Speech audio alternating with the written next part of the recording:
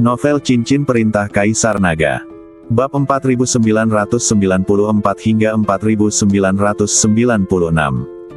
Karena kau patuh, jawablah pertanyaanku. Kalau tidak, aku punya 100 cara untuk membunuhmu. Sentian bertanya pada Guru Huo. Baiklah, silakan tanya saja padaku. Aku akan menceritakan semua yang aku tahu. Guru Huo mengangguk berulang kali. Pada saat ini, Guru Huo sudah ketakutan setengah mati, dan dia akan mendengarkan apapun yang dikatakan Sentian. Karena di kota ini ada susunan teleportasi yang menuju ke kota kecil di pegunungan, bukankah seharusnya ada juga susunan teleportasi ke tempat lain? Sentian bertanya. Karena dia ingin melarikan diri, Sentian tidak mungkin melarikan diri melalui kota kecil di pegunungan. Huo Zhao pasti ada di kota. Terlebih lagi, kota itu pasti penuh dengan orang-orang dari kuil, dan kekuatan mereka jauh lebih kuat daripada prajurit kota Feihu. Aku tidak tahu. Guru Huo menggelengkan kepalanya. Omong kosong, bagaimana mungkin kau tidak tahu? Ujar si dewa gila itu lalu melangkah maju dan meninju Guru Huo hingga dia menjerit. Saya sungguh tidak tahu. Guru Huo gemetar seluruh badannya, urat-urat menonjol di dahinya, dan dia menjerit kesakitan. Sang dewa gila melancarkan beberapa pukulan berturut-turut. Melihat Tuan Huo memuntahkan darah dan sekarat, Sentian melambaikan tangannya dan berkata, "Berhenti, sepertinya orang ini benar-benar tidak tahu." Melihat ini, Feng Xian berhenti. Dan Guru Huo menangis dan berkata, "Saya benar-benar tidak tahu. Ayah saya tidak mengizinkan saya berlarian. Dia hanya mengizinkan saya berteleportasi ke sini. Mengenai susunan teleportasi lainnya, saya benar-benar tidak tahu." Sungguh suatu pemborosan. Si dewa gila melotot ke arah Guru Huo. "Menantu laki-lakiku tersayang, karena kamu tidak tahu tentang susunan teleportasi, maka mari kita keluar dengan angkuh dan mengenakan baju sirah prajurit. Dengan Tuan Huo memimpin kita, apakah ada yang berani menghentikan kita?" Bai berkata pada Sentian. "Ini satu-satunya cara. Meskipun agak lambat, seharusnya tidak jadi masalah." Sentian mengangguk, lalu beberapa orang kembali mengenakan baju sirah prajurit. "Dengar, bawa kami pergi dari sini. Jika kau berani bermain trik, kau harus menanggung akibatnya." Sentian mengancam Guru Huo. "Saya tidak berani. Saya sama sekali tidak berani melakukan tipuan apapun." Guru Huo menggelengkan kepalanya berulang kali. Segera, di bawah kepemimpinan Master Huo, Sentian dan anak buahnya meninggalkan kota dengan lancar, dan tidak ada seorang pun yang berani menghentikan mereka. Namun, Sentian tidak akan membiarkan Guru Huo pergi. Mereka baru saja meninggalkan kota itu. Jika mereka ingin meninggalkan kota Feihu, mereka memerlukan identitas Guru Huo. Sebuah kota kecil di pegunungan. Setelah Huo Zhao membawa 8 aula kuil ke sini, seluruh kota sekarang dipenuhi orang-orang dari kuil. Huo Zhao sedang memulihkan diri di ruang rahasia. Perjalanan ke alam surgawi telah sangat membebani dirinya. Kepala istana, kota badak tiba-tiba menyerang kota harimau terbang, dan sekarang terjadi kekacauan. Pangeran telah meninggalkan kuil untuk beberapa waktu, dan aku tidak tahu kemana dia pergi. Pada saat ini, seorang lelaki tua berjubah linen masuk dan berkata. Huo Zhao membuka matanya, menatap lelaki tua itu dan berkata, "Tetua Agung, kota badak tiba-tiba memulai perang, apakah itu untuk memperebutkan tanah harta karun?"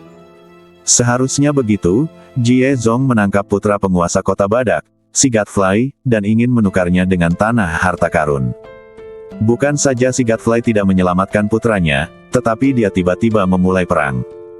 Tampaknya tanah harta karun itu sangat penting bagi Rhino City. Kata Tetua Agung, "Tanah harta karun belum terbuka. Biarkan mereka bertarung perlahan. Tidak perlu terburu-buru. Bawa orang-orang untuk menemukan sang pangeran.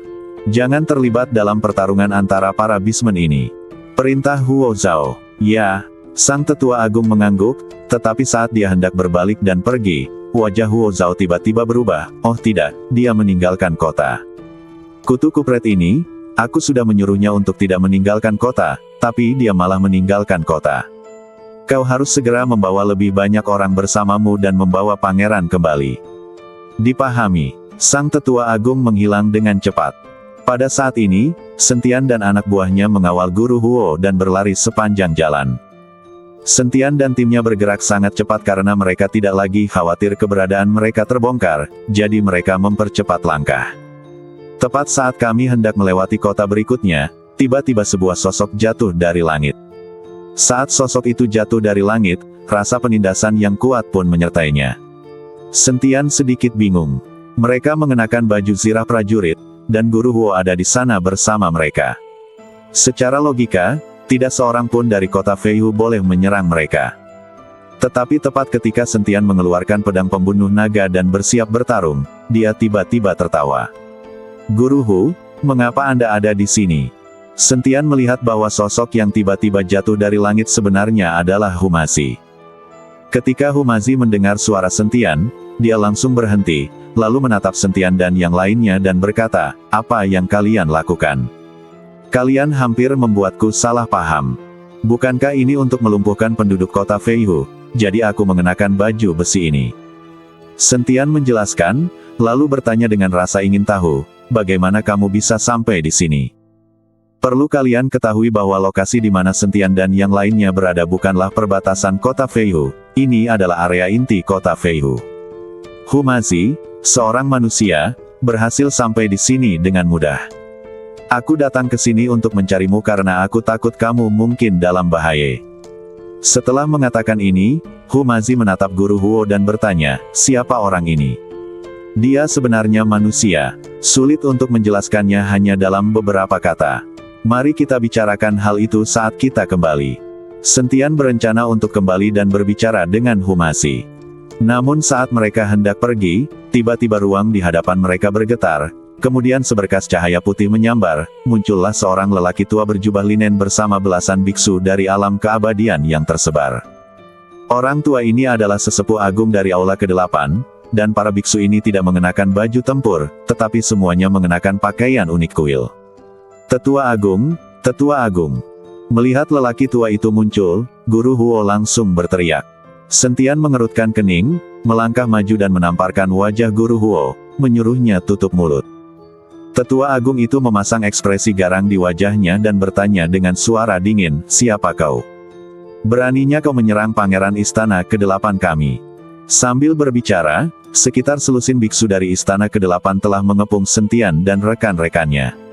Ketika Guru Huo melihat ini, kesombongannya kembali. Kenapa kalian tidak biarkan aku pergi? Atau kalian semua akan mati tanpa tempat pemakaman?" Kata Guru Huo dengan sudut mulutnya terangkat. "Wah, biarkan ibumu pergi." Sentian menamparnya, "Lihatlah situasinya dengan jelas. Bahkan jika kamu datang dengan lebih banyak orang, kamu masih di tanganku. Aku 100% yakin bahwa aku dapat mengubahmu menjadi seonggok daging sebelum orang-orangmu mengambil tindakan."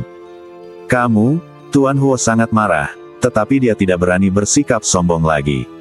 Sentian mengatakan kebenaran. "Wah, aku tidak peduli siapa dirimu. Bebaskan pangeran kami dan aku tidak akan membunuhmu. Aku akan membiarkanmu pergi," kata Tetua Agung itu pada Sentian. "Keluar dari sini. Apa yang kalian orang-orang di kuil katakan itu seperti kentut. Aku tidak percaya. Jika kau tidak ingin pangeranmu mati, maka minggirlah dari hadapanku," kata Sentian sambil menekan kepala Tuan Huo dengan satu tangannya. Jika Sentian mengerahkan sedikit lebih banyak kekuatan sekarang, kepala Tuan Huo akan meledak seperti semangka. Namun sang Tetua Agung tidak mau mengalah dan untuk sesaat kedua belah pihak menemui jalan buntu. Sentian tahu bahwa ini adalah kota Feihu, dan jika kebuntuan terus berlanjut, itu akan sangat merugikan mereka. "Fengxian, ayah mertua, kalian berdua bawa Niu Ben dan tinggalkan daerah kota Feihu sesegera mungkin. Guru Hu dan saya akan tinggal di sini dan menghadapi orang-orang ini," kata Sentian.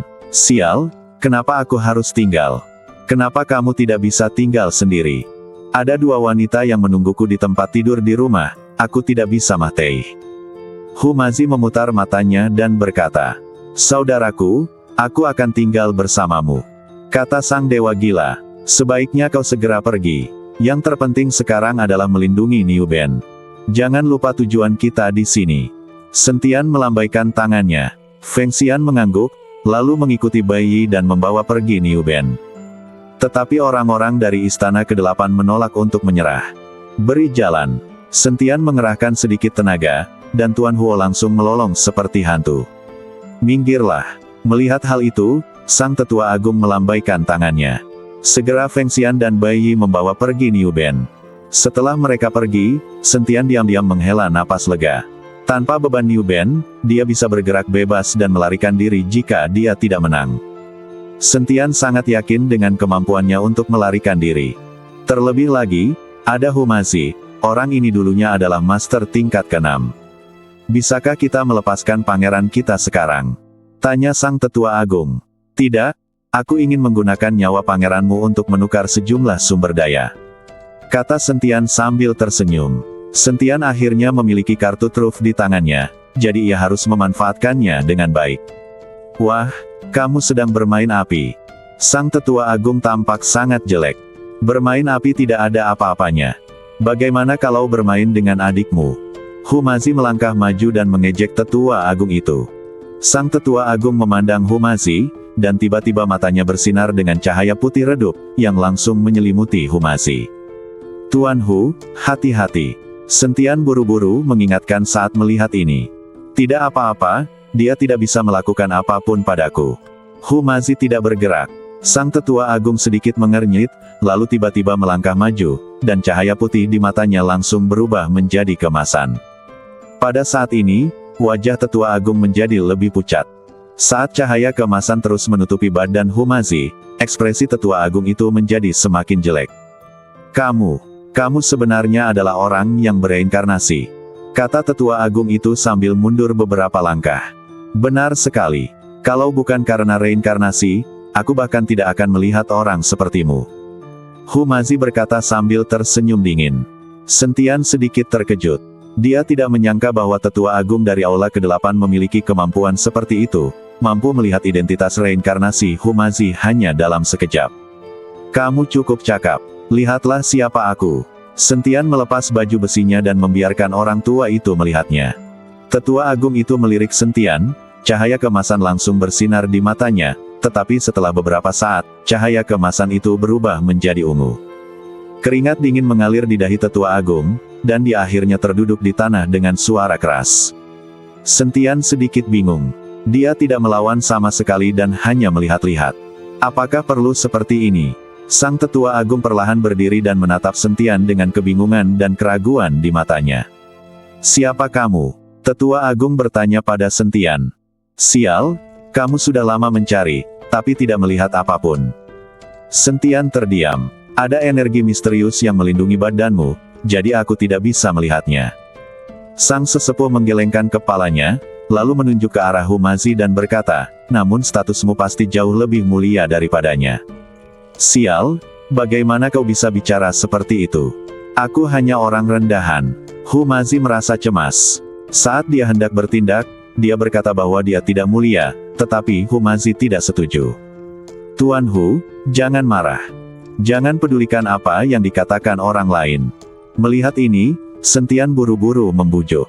Saya tidak marah. Orang ini sama sekali tidak akurat. Humazi berkata dengan tenang.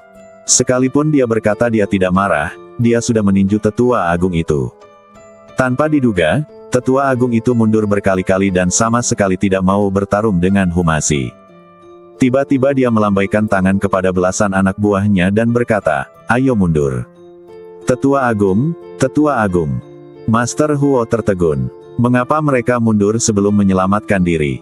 Selain itu, sekarang hanya ada Sentian dan Humazi, tetapi mereka memiliki begitu banyak orang di pihak mereka.